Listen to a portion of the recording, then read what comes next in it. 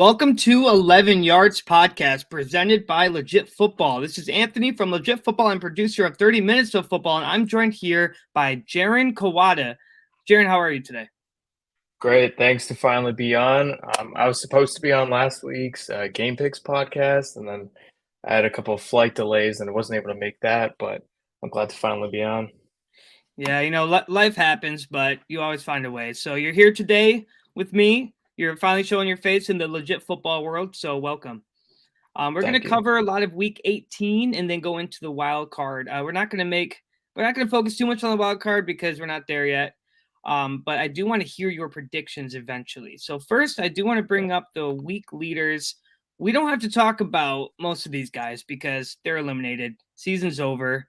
They're irrelevant at this point. So unless we want to talk about next season, which we'll do in the offseason, I say we talk about Justin Herbert and Josh Allen. They're at 4th and 5th. Both had very good games. Justin Herbert did lose his game, but did it really matter? I mean, that's the thing about week 18 is there's only like two or three games that really matter. So you see Anthony Brown in there at number two, like a bunch of guys who aren't used to playing a whole lot or even really like maybe not playing for a whole lot, like Davis Mills up at number one. I don't think the Chargers seating was affected by the loss, and Russell Wilson, the Broncos aren't even in there, so Right. yeah, it didn't matter in the big scheme of things. Neither did it matter for the Bills, but yeah, Week 18 is always interesting, especially if you play like fantasy deep into that deep, just because you don't know who's going to play or who's going to perform. Oh yeah, for sure. And then Josh Allen in his crazy win against New England, 19 for 31, 254 yards. It looks like a closer game than it was because New England did end up scoring at the end there. But Josh Allen had a very good game. He did throw an interception and got sacked twice. Is this something to think about going into playoffs, or do you think Josh Allen will be on top of his game? I don't see that being an issue for them very much. In throughout the whole season, Allen has never really been sacked a whole lot. Of course, he's had his few, but he's the giant. He gets out of it, and I don't see the interceptions being a problem for him that much either. I think his first round is the Dolphins, and I don't see that giving him a whole lot of pressure. They haven't had much success with that throughout this season. Yeah, I agree. I always cover the week leaders because the week 18, but like we both just said, it doesn't really matter right now because they were already clinched. They're already in playoffs. So win those games, lose those games. You want to focus on going into the playoffs. So a lot of these stats here don't, they're irrelevant. Going into rushing leaders, we have only one playoff team in here, Kenneth Walker, in his win against the Rams, 29 carries, 114 yards, but did not score a touchdown. He's a rookie. How do you think he's going to perform in the playoffs in his rookie year, Kenneth Walker? I was actually one guy who wasn't very high on Kenneth Walker coming into the season, and I've watched a lot of Big Ten football, and I saw Kenneth Walker's games at Michigan State. He had a big game against Michigan his senior year. I think he like actually eclipsed 200 yards in that game, or got very close to it. And I just didn't see a lot of his game translating to the NFL. He didn't have elite speed. He didn't have elite like agility. But Rashad Penny went down, and he stepped in, and he stepped up, and I really do see him succeeding like long term in the NFL, and I do think he'll have a good playoffs. But yeah, Tyler Algier is and at number one. I think he finally had a breakout year too. He was a rookie last year who was supposed to have a good season this year, and Cordell Patterson got hurt. And those two guys, Algier and Walker, I see having great futures. Yeah, I agree. I've noticed that Tyler Algier is very he has issues avoiding defenders. I noticed he seems to not be able to get away, like make separation, and I think that he has a lot to work on there. But against Tampa Bay, he was able to do that with 135 yards. Didn't score a touchdown, but he definitely showed that he can play in the pro league. I mean that's what I saw watching that game. Yeah, I just think that, Atlanta was one of the most run dominant teams all year, and they used three guys when healthy, four even. They had Caleb Huntley, Cordell Patterson, Algier, and like Avery Williams. They all got in, and it's so hard as a back, especially young back, to get a rhythm when you're like rotating that often. So you see 24 carries for him. He finally was able to get a rhythm, and against a solid defense, he really did look good. Especially with a mobile quarterback, especially when Yeah, Mariota was playing, he was of taking course. the ball a lot of times. Zach Moss, his first good game as a Colt, in their loss against Houston, he did get 114 yards and got into the end zone once. What do you think about Zach Moss play? I mean, even with the Bills when he played for Buffalo, he wasn't very productive. I think that in Indianapolis, when they snagged him, that he was there to replace Jonathan Taylor. What do you think the Yeah. future looks for Zach Moss? Well, I think he's gonna have an interesting career. He already kinda has. He came into the league with kind of high expectations in Buffalo, and he didn't really hit it. He was, I believe at the start of this year, like game 1, a healthy scratch, and then he gets traded for Nyheim Hines, who I'm in Indianapolis right now, and he's a guy that Indy fans love, and they didn't like that trade. You know, you don't wanna see a guy like Hines leave and in return get Zach Moss, who's not very or hasn't very been very impressive in his career, but he did have a good game, especially last week. But it didn't really mean a whole lot. All they were playing for was Houston playing for the number one pick that they ended up throwing away. And Houston has never really been known for having a good run defense. But overall, in the big picture of Zach Moss's career, it's a good sign for him going forward. So you said you're in Indianapolis. I take it you're not a Colts fan. Who are you a fan of? No, I'm a Giants fan. I Giants. am from Hawaii, but I choose to root for the team on the opposite side of the country. Okay. Well, the Giants are in the playoffs, so you have someone to root for there. Yeah, Um, finally. I'm a Lions fan. I can't relate. I was so glad to see them win though, Oh, regardless. me too. Oh, definitely. Derrick Henry almost made the playoffs, but Jacksonville snuck in 30 carries, 109 yards, 3.6 average. Derrick Henry, as always, has a 100-yard game. Is this? I mean, this there's not much to talk about here. It's pretty normal to see Derrick Henry have a game like this. Yeah, he's just a guy that at this point you don't get impressed by his stats because you're just used to it. Yeah.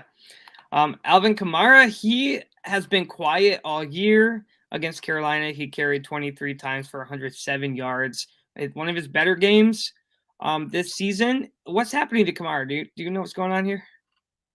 No, I wish I did. I don't think anyone does, but he's clearly has taken a step back since the departure of Drew Brees. He really had a chemistry going with Drew Brees, but and since he left last year wasn't as good as he has been in the years prior, and this year not a very good year for him at all. He finally got it going in a low scoring, grinded out defensive game. Wasn't able to find the end zone, but hopefully going into next year he'll carry some momentum. Yeah, I mean, we'll see. He's getting older. Maybe he'll start looking for a new team. New Orleans seems to be changing a lot since Sean Payton left. Their whole scheme is completely different. Um, in receiving leaders, we have Jerry Judy on top. Denver did not make the playoffs. Then we have Drake London, did not make the playoffs. KJ Osborne had a better game than Justin Jefferson in this one against Chicago. Were they? Do you think they were holding Jefferson back so he stays healthy? So that's why Osborne got 5 receptions for 117 yards, or do you think this was just a good game for Osborne?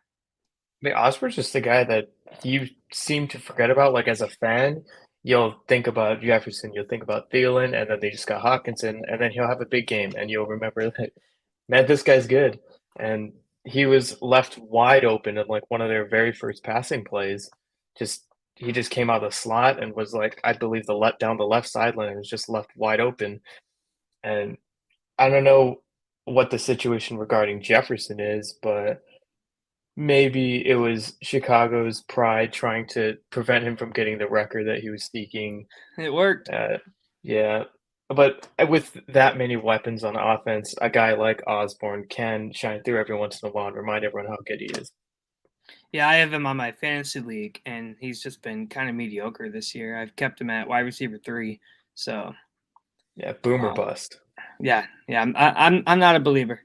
Brandon Cooks and the win against Indianapolis helped lose that first overall pick, 106 yards and a touchdown. Brandon Cooks is probably the best player on that Houston team. If he had Yeah. a quarterback, I think he'd be top 10 in receiving because he knows how to he gets separation, he gets open, he's always able to catch any pass thrown to him. He's fast, he's agile. I think he's one of the better wide receivers, but he's on a bad team. What do you think? Yeah, you kind of feel for Cooks. He is getting up there in age, and his game is not very like age friendly. He relies on speed and agility a lot, and as you get older, that those are the first things to go. And like in this part of his career, the back end of his prime is kind of like you said, getting wasted away on a team that's tanking essentially, and a team that's doesn't have a good passing game. And Cooks has had a weird year. They stripped him as a captain. I kind of feel for him at times. Me too. So do you think Houston will grab a quarterback in the draft, and what kind of impact will that have on Brandon Cooks? I do. I do think it's time. Well, I fully expect them to have the top pick. Regardless, they're going to have pick two. I don't think Chicago's taking a quarterback, so Right. they'll get their selection, whether it be Bryce Young or CJ Stroud, whoever it is. I do think it's time for them to take a quarterback. Davis Mills is young, but he was not a guy that came in with a ton of expectations, and he hasn't taken them anywhere so far, and I think it's time to move on. So we're not done seeing Stephon Diggs. We're going to be seeing a lot of him in the playoffs, especially if Buffalo Yeah. does make it to the Super Bowl, which they are favored to do. 7 receptions, 104 yards, a 14.9 yard average, and 1 touchdown. Josh Allen and Stephon Diggs might have the one of the better chemistries. Maybe Joe Burrow and Jamar Chase can argue that, but one of the best chemistries in the league right now. How efficient do you think they'll be in the playoffs? Because they've already been very efficient together all regular season. Is this going to be very impactful? I mean, yeah, it's when you have two dynamic players who are that good, it's hard to stop them in the first place. But like just like last year, how I felt Stafford and Cup were always on the same page. It just feels like they're always on the same page, and it feels like when it comes down to a big third down or late in the game, Allen is going to throw to Diggs, and he's going to be open and he's going to catch it. Yeah. And it's just nothing that you can do about it. It feels like sometimes it's the defense, and I think you will see big performances from these two in the playoffs, and I do see Buffalo going all the way, Yeah, me too. And Stephon Diggs is going to be a big part of that. of course. We won't cover defensive leaders too much, but Roquan Smith got the most tackles, tied with Nick Bolton of the Chiefs, 16. Antoine Winfield with 13 tackles, Joe Thomas with 13 tackles, and Foyesade Olukan, I think that's how you say it, 13 tackles as well. So there's some impact on the defense. I know Roquan Smith going to Baltimore was, I think Baltimore won that trade because now Chicago is lacking in that position Especially terribly. with the new contract, I think they definitely won. And then Kansas City, Nick Bolton is he's a rising star. He's definitely made very many impact plays for Kansas City. He's kind of holding the defense up, though. I know Kansas City still is struggling defensively, so he's a really big part of making sure that defense stays strong. I definitely think they're trending in the right direction. I think for a while Willie Gay was suspended, and he's their other linebacker on that team. I think he that played a big part in them like their lack of success. And if you see more of Bolton and Gay together, they can really improve as a unit. But yeah, Nick Bolton is definitely the heart and soul of that defense for now. So speaking of defense, I do have the stats here. It's yards allowed. And right now the Titans have allowed the most yards. But the highlighted in gray are our playoff teams, which we're going to focus on here. The Vikings are second in the most yards allowed, most passing yards allowed. So how is that going to affect them in the playoffs? I mean, that's something as we just discussed, I'm a Giants fan. That's something that I've noticed because, when you look at paths to victory for the Giants, and the Giants just played the Vikings not that long ago and lost on a 61-yard field goal. You know how to beat this Vikings team is that's their vulnerability on defense. And the Giants' best player is Saquon Barkley. He's going to get his touches, but Daniel Jones has to throw the ball to win the game. And I see this Vikings defense as kind of kind of a boomer bust team. Like they'll get that big play, a interception, a sack, or they'll allow a big play.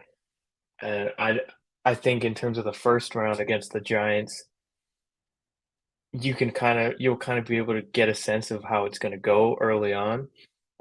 Will Daniel Jones find that rhythm that he's been on towards the end of the season? Will he find the success through the air and through the ground?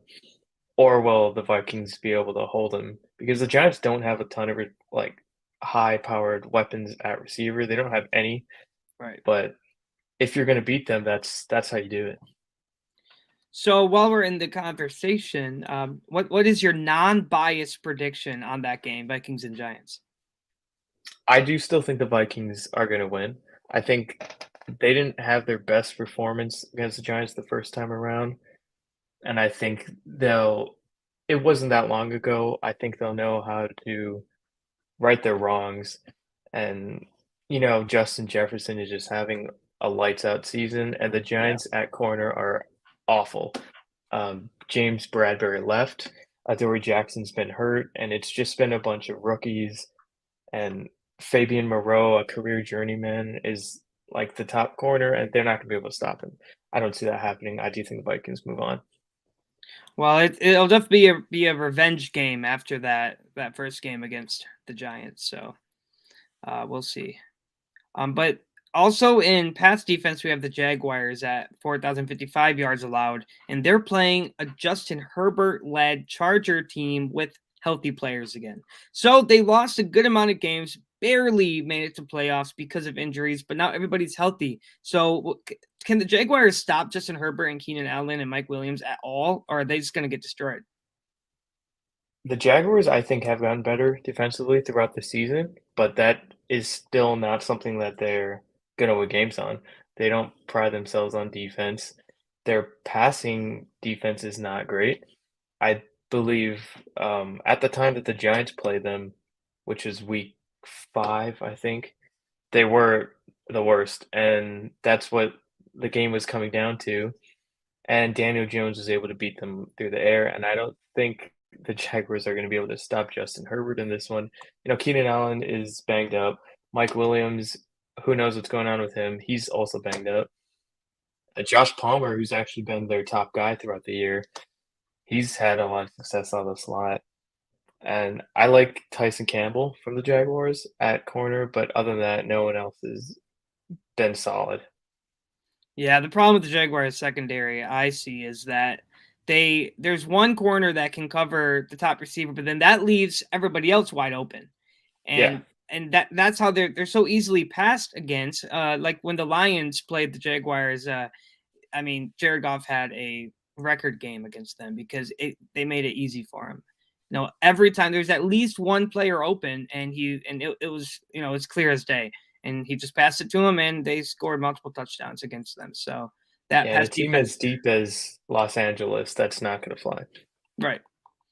We're gonna stay on defense. I have rush yards allowed here, and it's actually the top because there's 4 gray highlighted here, playoff teams.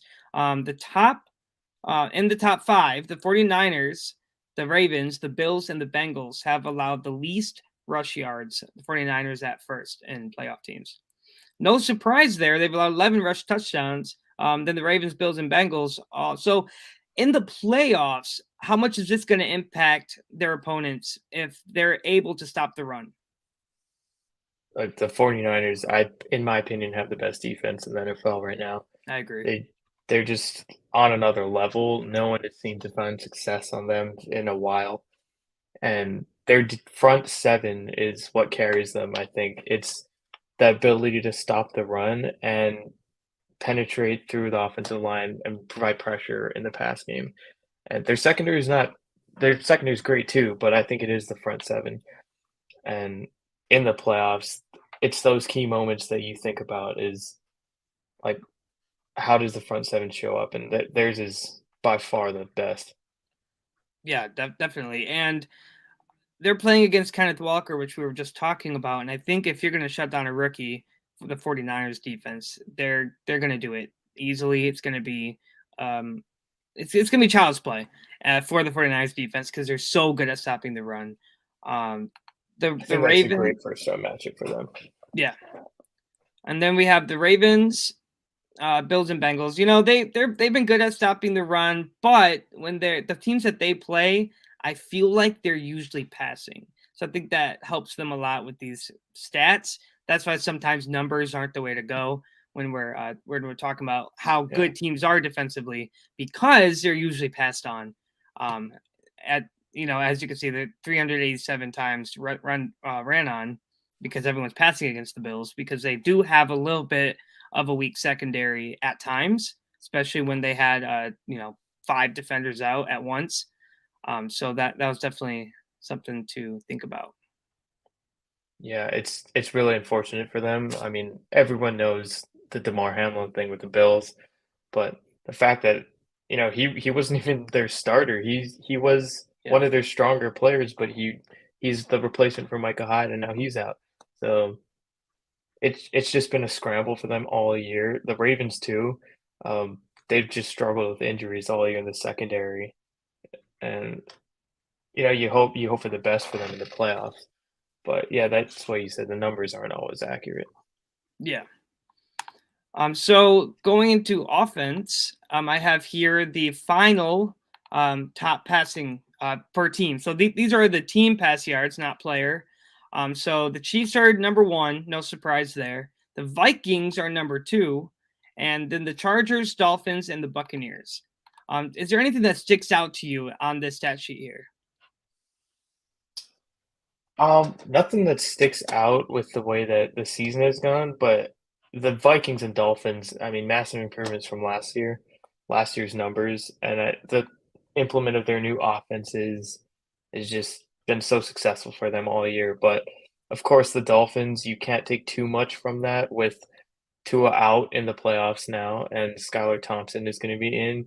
You can't expect the fourth best passing offense against the Bills on Sunday. Oh yeah, I completely agree. I think that's gonna be the reason why the Dolphins are probably going to fall. Yeah, it's unfortunate for them how that played out, but Because they don't even have a run game either, and so they were no. depending on their pass game, and now Tua's out, so their pass game is it's. I mean, I guess you could toss it to Tyreek Hill and let him do the rest of the work, and Jalen Waddle. I mean, Skylar Thompson, he can pass the ball, but the Bills are going to deliver too much pressure for him to be able to do that. Yeah, I mean, I believe Mostert's out too. He's either hurt or he's out, and Jeff Wilson isn't like a top 10 guy. So, yeah, no pass game, no running game. Two great receivers, but well, I don't see that going well for them.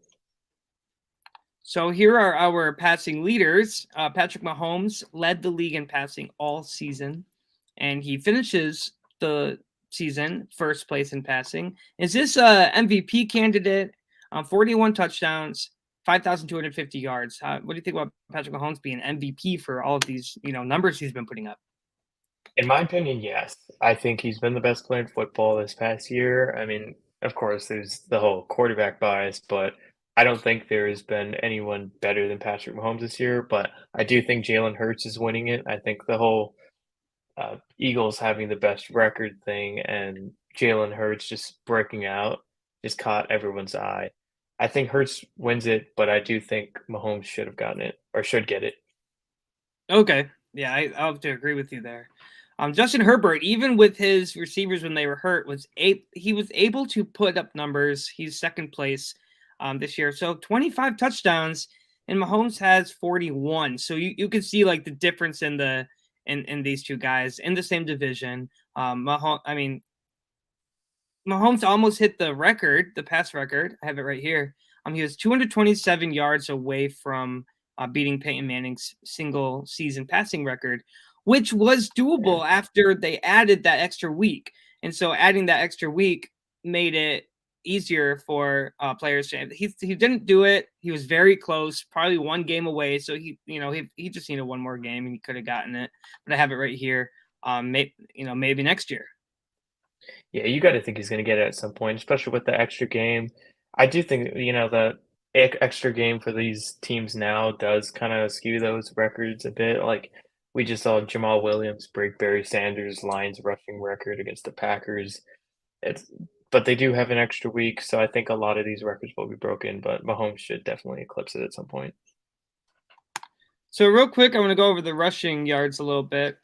Josh Jacobs is first place in rushing, and do you think he's going to be a Raider next year, or is he going somewhere else? Yeah, that's really hard to tell, especially with like the unpredictability of the Raiders. It seems like you can never tell what's going to happen with them next. If I was Jacobs, I would certainly test the waters. I would be like, "Hey, this is like look at just what I just did and what are you gonna offer me?" I just think he deserves a good amount of money and I don't know if the Yeah. Raiders are gonna give it to him. So, And after I this don't year with 1,653 yards and 12 touchdowns, his value has gone up. So he's yeah, going to be, or at least his agent's going to be asking for more, because he's worth more. He carried the team this year with Derek Carr not being able. I mean, yeah, he connected with Devontae Adams, but anyone's going to connect with Devontae Adams at least a little bit. So they depended on the run game, and Josh Jacobs showed up. They couldn't capitalize and win games, but absolutely. he was a very good running back. I mean, and it's something no one saw coming. At the beginning of the year, everyone thought he might not even be the starter. So, it's just absolute best case scenario for Josh Jacobs. So, what team do you think would benefit more to sign Josh Jacobs? With even all that being said, his stats and everything, it's really hard to tell if not is he good, but how good is he? When you're Right. Okay. on a bad team and stats get inflated, things like that, and he historically, or not really historically, but past couple of years hasn't been that guy. He's never shown like flashes of being that guy or like, anything close to the best back in the league. But a team like the Bills, who could use a running back, who Devin Singletary will also be a free agent, or a team like the Colts, or not the Colts, I'm sorry, the Giants, if Saquon Barkley leaves, any team that is close to being good or is good that could use that extra piece at running back would benefit. So, since you are a Giants fan, I do want to hear your thoughts on Saquon Barkley. Do you think he's going to be re-signed? Because he did have a very big comeback year this year with the Giants. Yeah, Where's he? Where's he headed? I do. I do think he resigns. I think the Giants offer him a bag, and I think he's going to take it. I think Saquon wants to be a New York guy as well. Everything he said in draft week the week leading up to his draft was he wanted to be a New York guy, and he wants to be a career New York guy. And I think the Giants want that as well. He definitely fits very well with the Giants and Dable's game plan. I think he's very useful there, and I think re-signing him would be it would mean good things to come. I think, and they're in the playoffs, so Yeah, he just needs a line. yeah. I mean, the whole Daniel Jones does too. It's Yeah. and if they can just fix that, then they could be a scary team, scarier than they already are. They definitely found a way to win a lot this year, so we'll see if they can keep that narrative alive in the playoffs. Yeah, it's been the same story for years. So offensive line and injuries. So receiving Justin Jefferson, we all saw this coming when he was having a career season. 1,809 yards and 8 touchdowns. He almost beat the record. He was 155 yards away. What are your thoughts on Justin Jefferson? Because he is emerging, and Kirk Cousins is even a good enough quarterback to give Justin Jefferson these numbers. Yeah, I mean, coming into the year, his expectations were sky high, and he absolutely reached them and exceeded it. And I just think how good could those numbers be if he didn't he had some bad games throughout the year. He had a dud against the Lions early on, and he had another bad one a couple weeks later. If he didn't have those games, how much better could they be? I mean, the sky's the limit for this guy. Right, and he probably would have beat Calvin Johnson's record, which is 1964 and 2012 with Detroit. This record was beatable with the way Justin Jefferson was playing, but when Okuda shut him down in that week, and what was the other game? He got like 25 yards. I can't remember what game it was, but Yeah, it was a couple weeks after that one. yeah, he got shut down, and if he wouldn't have, then he would be sitting with a record. Oh, it was the Eagles, the The Kirk Eagles, Cousins that's right. primetime game. Kirk Cousins in prime time. I can't wait to see Kirk Cousins prime time playoffs. That's gonna be it. I want to watch the Vikings Oh lose in yeah, playoffs. So Tyreek Hill is second. So even without Tua, he was able to put numbers up. But with Tua, he was leading the NFL. He was even doing better than Jefferson. Not that well with touchdowns, but very good with yards because he would get close to the goal line. Jalen Waddle will take care of the rest. So yeah. Jalen Waddle does have twice as many touchdowns as Tyreek Hill, but Tyreek Hill does have more yards. Devontae Adams, 1,516 yards, finished the season with 14 touchdowns, one of the higher of receivers this year. AJ Brown, definitely, coming to the Eagles, everyone's like, well, he was doing good with the Titans. Let's see how he does in Philadelphia, and he's been amazing, and he's been a reason why Jalen Hurts is in MVP talks.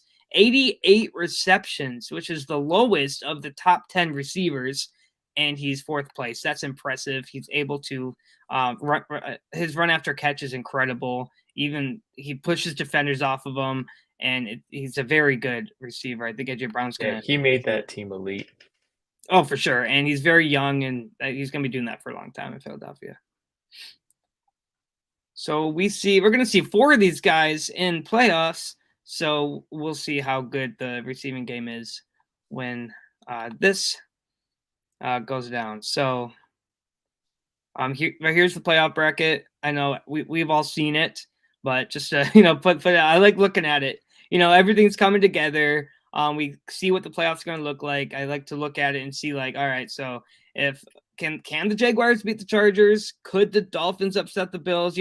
Ask myself questions like that. What do you think? Are there any upsets in the wild card round this year? So I'm biased, but I do think the Giants have a shot. I think if you're looking at all of these games, the 6-3 one on both sides, I think have a shot of the Ravens and the Giants. The Vikings have had their struggles against the Giants and against other teams towards the end of the season. They don't perform the best at prime time, as everyone loves to make fun of.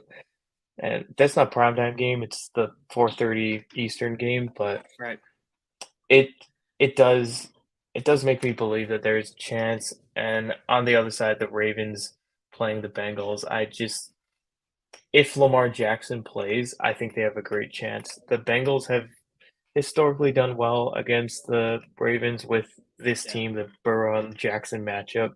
But I do think that early in the season, Lamar Jackson was the best quarterback in the NFL in the early weeks. And if you can give it back to that form, they have a great shot. But in the 2-7 matchups, I don't think either of those teams are going to come out of there. The Dolphins or the Seahawks, that is. Okay, yeah. I definitely agree with what you were saying about the Ravens and Bengals and even the Vikings and Giants. The Vikings have been they've won I think 12 games by one possession. So they've been Yeah, winning, but they've been keeping it very close. The Giants also have been finding ways to win by one possession. So I think that's gonna be a very competitive game. We're gonna see which one of these teams, is better than the other.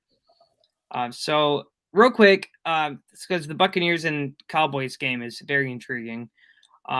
We were on yeah. a record watch on last week's episode because Tom Brady beat his own record in pass completions. This isn't really a record many people talk about, but he did beat his own record from last year by 5. I think with Tom Brady, even his attempts are up, but his ability to get the ball into the hands of his receivers is incredible, which is why he's known as the greatest of all time. And if he can do that against Dallas, I think that they have a chance to win. What do you think? I do. I actually favor the Buccaneers. If I think that if I was the odds maker, I would put the favorable line towards the Buccaneers. I think that it's a great matchup for them. The Buccaneers have done well against the Cowboys the past couple of years. They are People forget how good they are when they get caught up in the storyline of Tom Brady's divorce and he's too old and he should retire and he shouldn't have come back. And I think, it's Tom Brady's just one of those guys where I forget who was calling the game a couple weeks ago, but he ended up throwing a game-winning touchdown at the end in a primetime game, and he just said, Tom Brady, no one else but him can just show up at any moment, and he's just born for those moments. The end of games, the playoffs, it's just him, and I don't see him leaving in the first round, not especially not against a Cowboys team that just lost to the Commanders and looked horrible. Yeah, I agree. If any team's going to make Dallas look worse than that, I think it's going to be Tom Brady and the Buccaneers. So here, last but not least, here are the final scoring stats of the season. The Chiefs with 61 total touchdowns, 41 of those were receiving touchdowns. Then the Eagles with 59 total touchdowns, the Lions with 54, the Bills with 53, and the Cowboys with 52. So I like this stat because touchdowns win you games, and all of these teams have been winning games at the second half of the season with the Lions. But the Chiefs, they have that first seed for a reason. 61 total touchdowns. That's a lot. Any thoughts here? Amazing. I mean, I think a lot of people would be surprised to see the Lions at 3, but if you've been watching the Lions or you know how good they've been all year, their offense has never been the problem. It's been their Right. defense. And 54 touchdowns. I wouldn't be surprised if they led the league in touchdowns, but of course the Chiefs just that offense is so high powered and so high functioning. When you have two great backs like McKinnon and Pacheco, who Pacheco's the early down guy, the goal line guy, and McKinnon is the great receiving back. And then you have, of course, Patrick Mahomes. But I think, Right. 18 rushing touchdowns and 41 receiving touchdowns. It's just such a balanced attack. Yeah, I agree. And with the Lions too, if it wasn't for the first half of the season where they did deal with a couple blowouts, I think that they would be up with the Chiefs and the amount of touchdowns that they've had. Goff did struggle a little bit, so if they can fix that, then the Lions are going to be probably 1 or 2 next year. The future is looking really good for them. Yeah, the Lions, I think, are the best team not in the playoffs right now. I think, of course, they should be in. I wish they were in. I just want to see them in the playoffs. They've been one of the best teams in the second half of the season. No, for sure. And as a Lions fan, I would love that more than anything. It's been a very, very long time. And after the Matthew Stafford trade, we have like 6 top 60 picks in the draft. So next season it's going to be good. I know our Aaron Glenn and Ben Johnson are both being interviewed for head coaching jobs in Indianapolis. So I hope they don't go. I hope they stay in Detroit, but we'll see about that. And obviously we'll be talking about that in the off season. Are you an NBA guy? A little bit. I follow it. The lines remind me of that. A couple years ago, the Heat went, I believe, 11-40 or 11-30 in the beginning of the season, and then 30-11 in the second half, or whatever it was. They just completely flipped it around. That's what the lines remind me of this year, just being able to just completely flip the script. Okay, yeah. I can see that. It's like what the Tigers did in baseball a couple years ago. Just completely flipped. Almost made playoffs, but barely missed it, just like the Lions did. So it must be a Detroit thing. Well, that's all I have tonight. In about 4 minutes, we're going to be doing the Game Picks podcast with Legit Football for the 30 Minutes of Football podcast. So stay tuned if you're watching. We're going to be live very soon. So, Jaren, thank you for coming on. I hope that you enjoy the rest of your night and enjoy the wild card round. There's a lot of good football to be watched. I'll be watching all day. Fantastic. Well, I hope to have you back on. So I'm excited to have you on again. Thank you for joining today. Yeah, appreciate it. Thank you so much. Had a great time. Any final thoughts? Final thoughts. Giants are winning the Super Bowl. All right. You heard it here first. Well, this has been 11 Yards Podcast presented by Legit Football. Thank you.